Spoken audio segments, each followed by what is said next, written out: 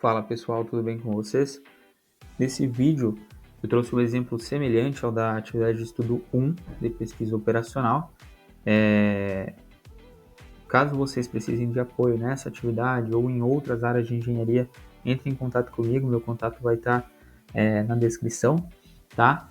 E vamos lá então, eu trouxe essa atividade que é também um exemplo de programação linear, né, de pesquisa operacional, onde o principal objetivo é chegar no quadro simplex, né? No final vou estar explicando algumas diferenças, algumas especificações que tem na atividade de estudo 1, né? Mas esse exemplo aqui já vai auxiliar bastante, já vou trazer aqui bastante dicas. Vamos lá então. Uma indústria química produz dois insumos para a indústria alimentícia. Para a indústria alimentícia, P1 e P2. Então nesse exemplo aqui, nós já identificamos as nossas variáveis de decisão. São sempre os produtos, né? São os produtos finais que nós precisamos encontrar. Então nós já vamos escrever aqui quais são as variáveis de decisão. Ok? Deixa eu só aumentar um pouquinho. Beleza.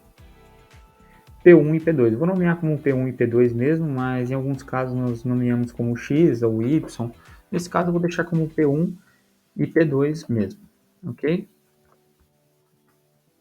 Beleza. Então nós temos aqui nossas variáveis de decisão, que é o nosso primeiro passo aí para estar montando o nosso modelo. Depois nós precisamos definir as restrições, né? Vamos continuar lendo ali então, para definir então as restrições.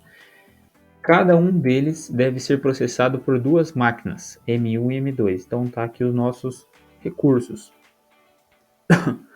Devido à programação de outros produtos dessa indústria, que também utilizam essas máquinas, a máquina M1 tem 24 horas de tempo disponível e de tempo disponível para os produtos P1 e P2, enquanto a máquina M2 tem 16 horas de tempo disponível. Então essa aqui é a nossa disponibilidade da máquina 1 e da máquina 2, né? Máquina 1 tem 24 horas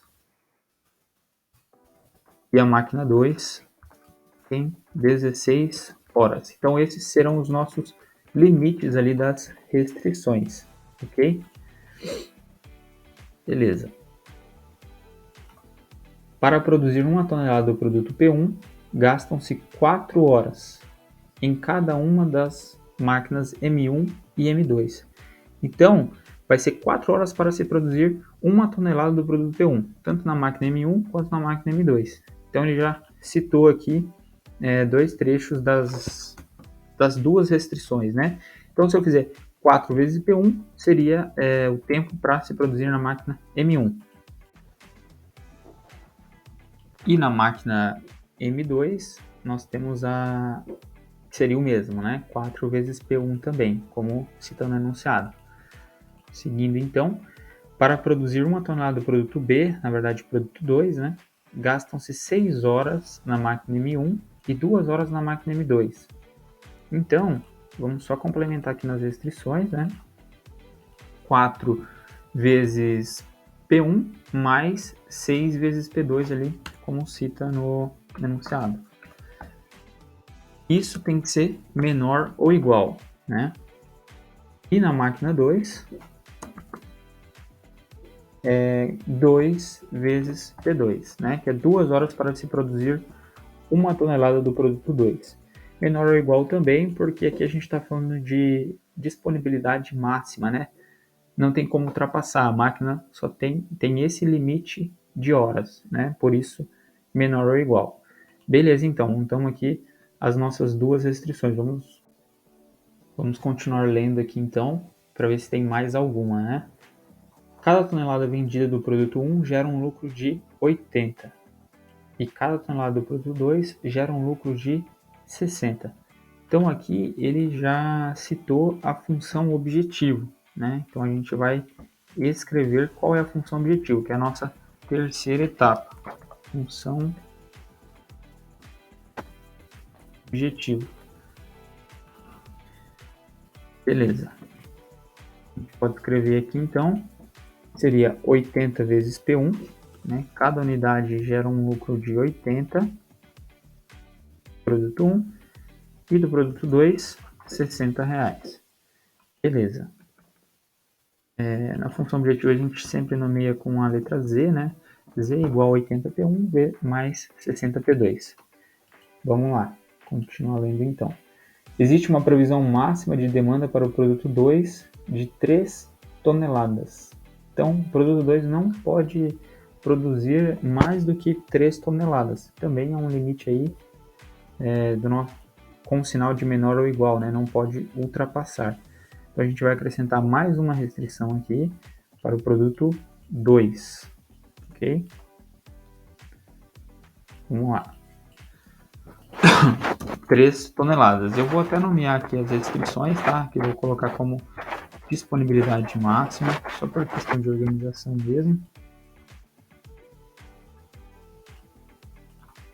E aqui, né, é a máquina M2,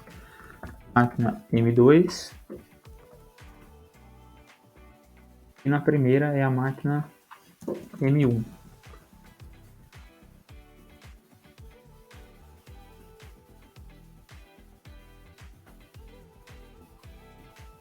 Beleza. Quase finalizando o modelamento. E também, né, vamos complementar aqui as restrições com os limites, né? Então, para a máquina M1 seria 24 horas, não pode ultrapassar isso, né? E para a máquina M2 não pode ultrapassar 16 horas. Beleza? Então esse seria o nosso modelo, né, para se resolver através da programação linear. Só que no nosso caso, né, no exemplo da atividade, ele pede para chegar até o quadro simplex.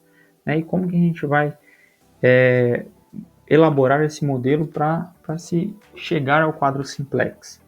Né? A gente tem que inserir aqui, ó, eu trouxe essas especificações, nós temos que introduzir as variáveis de folga para cada desigualdade.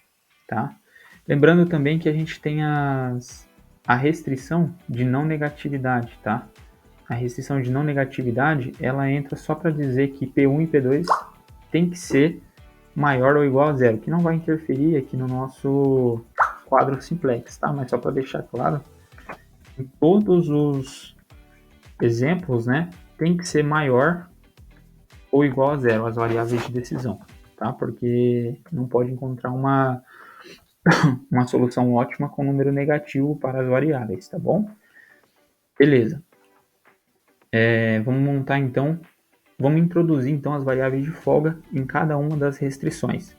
Então a primeira restrição aqui da máquina M1 é menor ou igual, né? Ou seja, pode ser que haja uma folga entre 24 até 24 horas, né? Supondo que somando as horas de P1 e P2 dê 20 horas, um exemplo.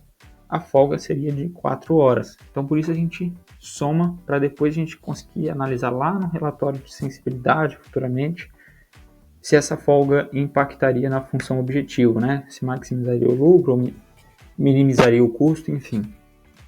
Então eu acrescento aqui, vou chamar de xF1, tá?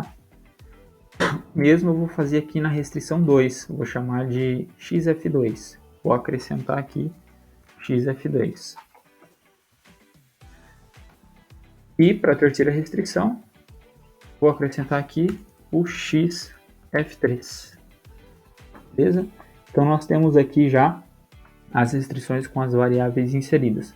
E para estar colocando a função objetiva no quadro simplex, eu só vou igualar essa equação aqui a zero. Ou seja, eu vou passar